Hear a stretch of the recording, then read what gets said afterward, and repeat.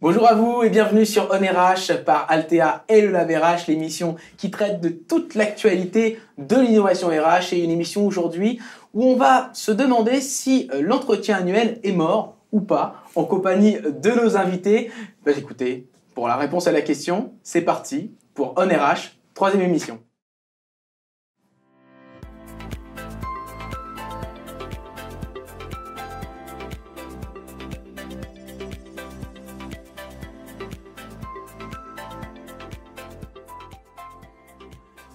Bienvenue sur On RH, l'émission qui traite de toute l'actualité de l'innovation RH. Ravi d'être avec toi, Alexandre, pour animer cette émission. Hello David, plaisir partagé. Tu es toujours écosystème builder au sein du Lab RH. Toujours. Tu t'occupes très bien des startups RH. De l'intégration et de l'animation un peu de l'écosystème des startups RH, donc un peu plus de 410 aujourd'hui au sein du Lab. Un papa, quoi.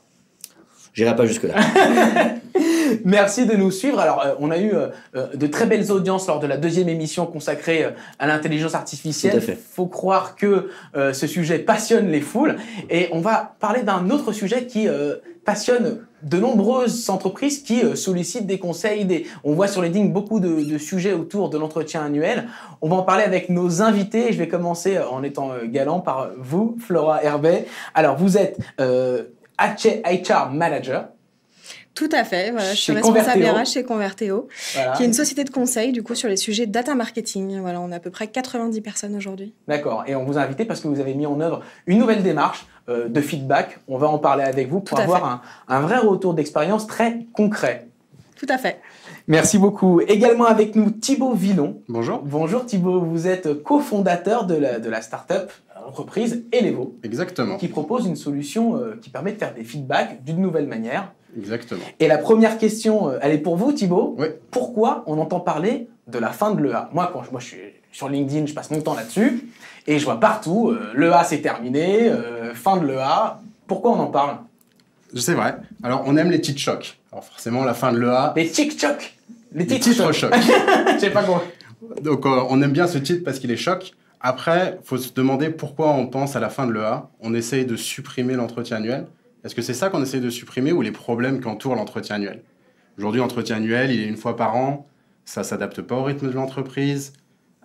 C'est compliqué pour le collaborateur. Ce n'est pas un moment qui est agréable. Qu'on redoute un peu aussi. Qui peut être redouté, qui peut être anxiogène même. Et qui finalement perd de sa valeur. C'est un moment qui est administratif. Et donc, c'est ça les vrais problèmes. L'entretien annuel, qu'est-ce que c'est? C'est prendre du recul sur parler de son évaluation, sa performance, mais aussi son développement. Et ça, c'est des choses qui sont importantes. Et donc, nous, on parle de transformer l'entretien annuel en supprimant les problèmes et non pas l'entretien annuel. Ok, alors avant de rentrer dans cette solution-là et de savoir concrètement comment vous changez ça, je voulais qu'on repose un petit peu les concepts avec vous, Thibaut. Ouais. Alors, on entend parler de beaucoup de choses. J'aimerais qu'on fasse une petite, en un mot, la définition de Thibaut. Qu'est-ce qu'un feedback continu? Alors, feedback continu, c'est plutôt une philosophie, en fait, qui va consister à donner du feedback tout au long de l'année, où on va encourager les collaborateurs à se donner du feedback. Ce n'est pas un outil en soi. D'accord, parfait.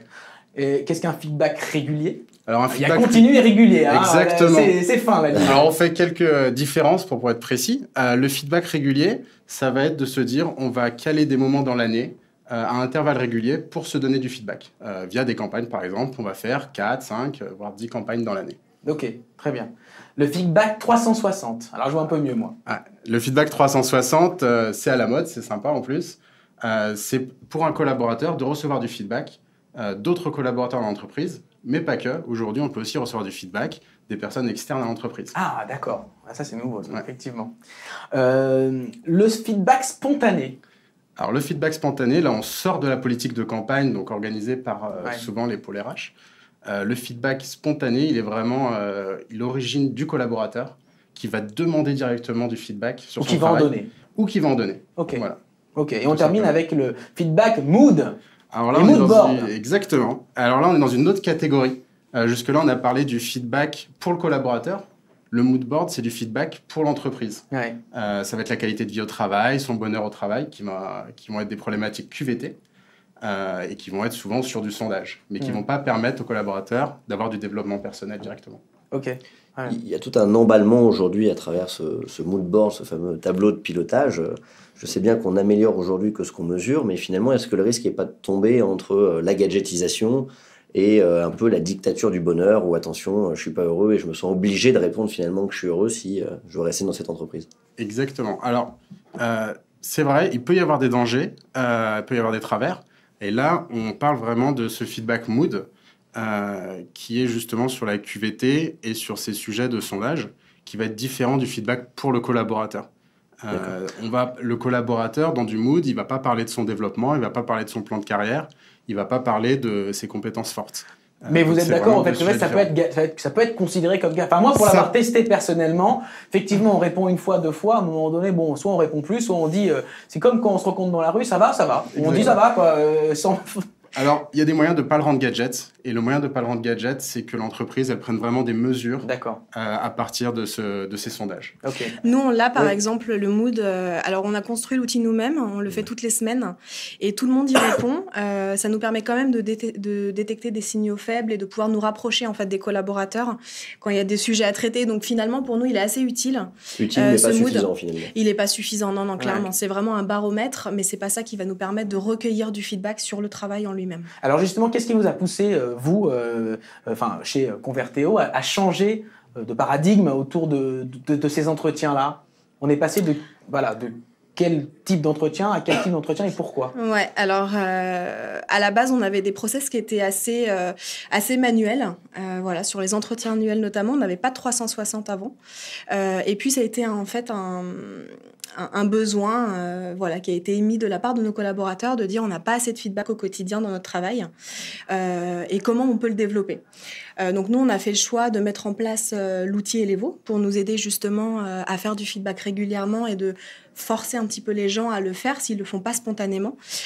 Au-delà de ça, on met en place aussi des formations pour tout le monde sur comment on fait un feedback, à quel moment, de quelle bonne manière. Vous dites que c'est fondamental, en préparant cette interview, vous m'avez dit que c'était fondamental d'expliquer qu'est-ce qu'un feedback, comment on le fait. On le fait, parce qu'on a déjà eu des exercices de feedback qui ont montré que tout le monde n'est pas forcément à l'aise sur la manière de faire un feedback au bon moment, dans le bon lieu, etc., et avec les bons mots. Donc effectivement, on a décidé cette année de former tout le monde au feedback, ce qui permettra notamment de fluidifier aussi le feedback qu'on fait via la plateforme Elevo sur différents dispositifs et notamment le 360. D'accord, donc la solution nécessaire mais pas suffisante et faire un vrai accompagnement du changement autour. Il faut complètement aider. Ouais. C'est par cette formation finalement que c'est un peu comme disait David, tu vas bien, ouais je vais bien, et tout le monde en fait s'en fout, que vous arrivez à éviter que ce feedback qui ne soit pas spontané, parce qu'un feedback qui n'est pas spontané finalement, qu'est-ce qu'il vaut? Et c'est grâce à ces formations-là, justement, que vous arrivez à répondre à cet enjeu de langue de bois. Pas que ce soit plat, quoi. Alors, nous, on fait beaucoup de communication déjà sur le dispositif.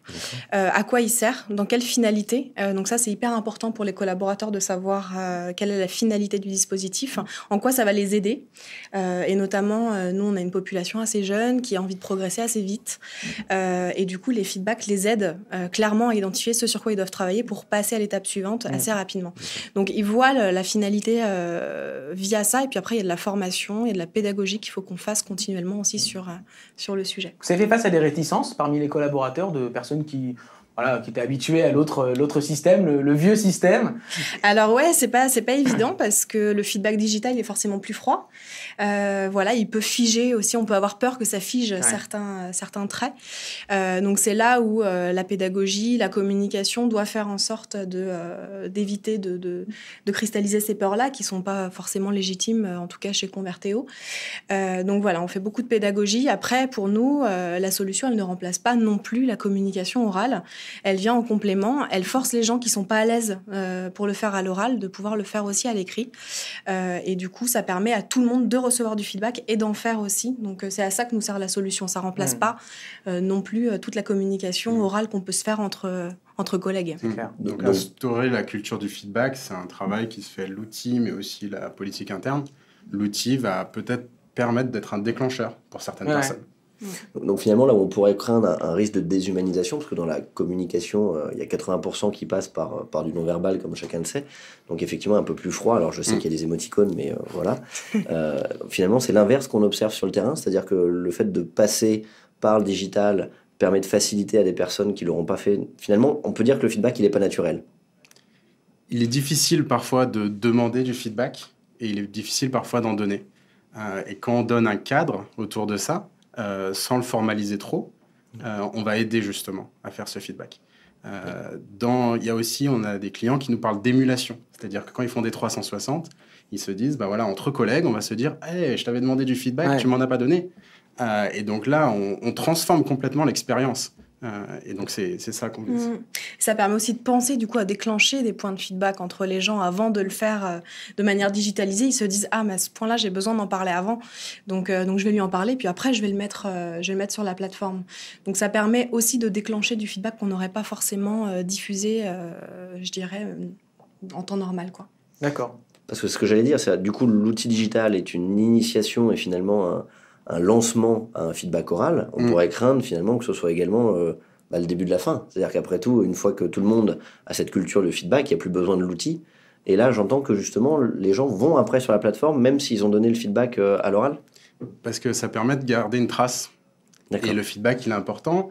Quand je travaille avec un collègue, si j'ai un manager, il ne sait pas forcément ce qui a été dit avec ce collègue. Et justement, c'est tout le but du 360, c'est donner une vision périphérique pour quelqu'un qui n'était pas dans le projet. Donc la formalisation de ce feedback, elle est importante. Donc la capitalisation un peu du feedback. Exactement. Nous, par exemple, on a nos consultants, ils travaillent sur plusieurs projets en même temps, et donc du coup, le manager, il n'a pas forcément la vision sur tout ce que fait le collaborateur au niveau de son travail. Oui, donc ça permet d'avoir... Donc du coup, ça permet... C'est ça. Ça permet d'avoir une vision d'ensemble sur tout le travail qu'a fait le collaborateur en question. Donc nous, ça nous aide beaucoup, notamment sur le suivi des collaborateurs, pour préparer les entretiens annuels, pour nos people review, etc. C'est très important. Alors, on va parler d'Elevo. Quelle est la couverture fonctionnelle de la solution, Thibaut? Ok. Alors, elle évolue très vite. Aujourd'hui, on couvre tous les entretiens en face à face, qui vont être entretiens annuels, entretiens de fin de période d'essai, entretiens professionnels, les check-in. Aussi, on a parlé du feedback 360 qu'on couvre, qu'on peut utiliser aussi en manager survey, qui a d'usage très intéressant. C'est-à-dire un manager qui va recevoir du feedback de son équipe directement. Ce qui peut vraiment apporter en compétence pour un manager. Et enfin, on a la gestion d'objectifs qui se fait dans le temps. C'est-à-dire qu'on va définir un objectif un jour, mais on va pouvoir y revenir, on va pouvoir l'éditer, on va pouvoir l'évaluer plus tard, avec des rythmes plus réguliers souvent. Ok, très bien. Justement, vous parlez de feedback 360 et d'autres feedbacks. Je sais, pour avoir discuté avec plusieurs personnes qui ont, on va utiliser le terme, subi finalement un 360. Est-ce que ce feedback 360 doit être demandé ou est-ce qu'il peut être entre guillemets imposé? Et dans ce cas-là, comment vous l'accompagnez pour pas que ce soit vécu comme un pugilat? Tu veux commencer? Alors, il y a deux choses. Le feedback, il y a des feedbacks d'évaluation et il y a des feedbacks d'appréciation. Et donc, il faut bien faire la différence entre une évaluation annuelle où il va y avoir un feedback manager qui va avoir une dose de jugement un petit peu et du feedback 360 entre collègues qui peut être complètement bienveillant. Et Flora parlait de formation au feedback. Et donc, c'est un thème qui est très important. Et on va demander aux collaborateurs d'être bienveillants. Et on va orienter les questions aussi vers la bienveillance. D'accord. La bienveillance, tout un programme. On va continuer cet échange dans la deuxième partie de OnRH qui sera diffusée pour vous dans quelques semaines. Mais pour nous, c'est tout de suite qu'on continue la discussion. N'hésitez pas à rejoindre le groupe OnRH sur LinkedIn pour découvrir toutes les anciennes émissions et découvrir les prochaines. Vous pourrez également poser des questions à nos invités qui, je suis sûr, se feront un plaisir d'y répondre. À très vite sur OnRH et dans une semaine, deuxième partie. Ciao, merci beaucoup.